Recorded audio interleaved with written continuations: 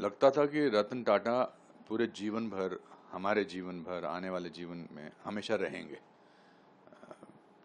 क्योंकि कुछ लोग, आप उनको हमेशा मिलते नहीं हैं, बट उनका एहसास देश के इंफ्रास्ट्रक्चर में नज़र आता है, देश के चैरिटी इंस्टीट्यूशन में नज़र आता है, देश के आबो हवा में नज़र आता है, अच्छाई में नज़र आता है।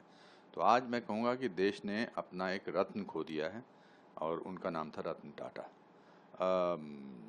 मेरी मुलाकात उनसे कुछ साल पहले लंदन में हुई थी। बकिंगम गेट में उनका एक ताज का होटल है, तो मुझे मिले थे और 5-7 मिनट तक बात करते रहे और फिर बोले कि आई लाइक योर कॉमेडीज़, आप I laugh when I see you sometimes, not very often but rarely I saw 1 or 2 comedies. But उसके अलावा आई थिंक किसी इंसान को अगर अपना आदर्श बनाना है तो उसमें रतन टाटा सबसे ऊपर नंबर पर आएंगे। चाहे वो चैरिटी के नाम पर हो, चाहे वो गिविंग के नाम पर हो, चाहे वो प्रिंसिपल्स के नाम पे हो, चाहे वो अनुभवों के नाम पर हो, और किस तरह से क्वाइटली काम अच्छा करना चाहिए।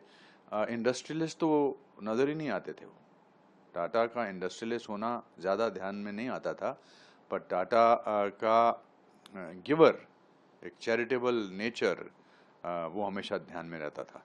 हमारे यहाँ तो मुहावरा था ना कि अपने आप को टाटा पर समझता है क्या, तो ये वैसे टाटा हैं जिनको कभी टाटा करने का दिल नहीं करेगा। बट उनकी लेगेसी अच्छाई की, गुडनेस की, चैरिटी की, प्रिंसिपल्स की, ऑथेंटिसिटी की, आई थिंक हमारे लिए एक प्रेरणात्मक स्रोत रहेगी।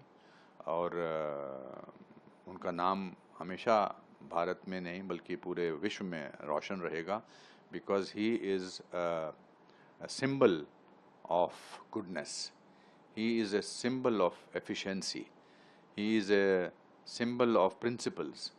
So वो याद दिलाते रहते हैं कि ये इंसान जो है ऐसा, अगर मैं 10% भी बन सकूं तो मैं अपने आप को बहुत ही खुश नसीब समझूंगा।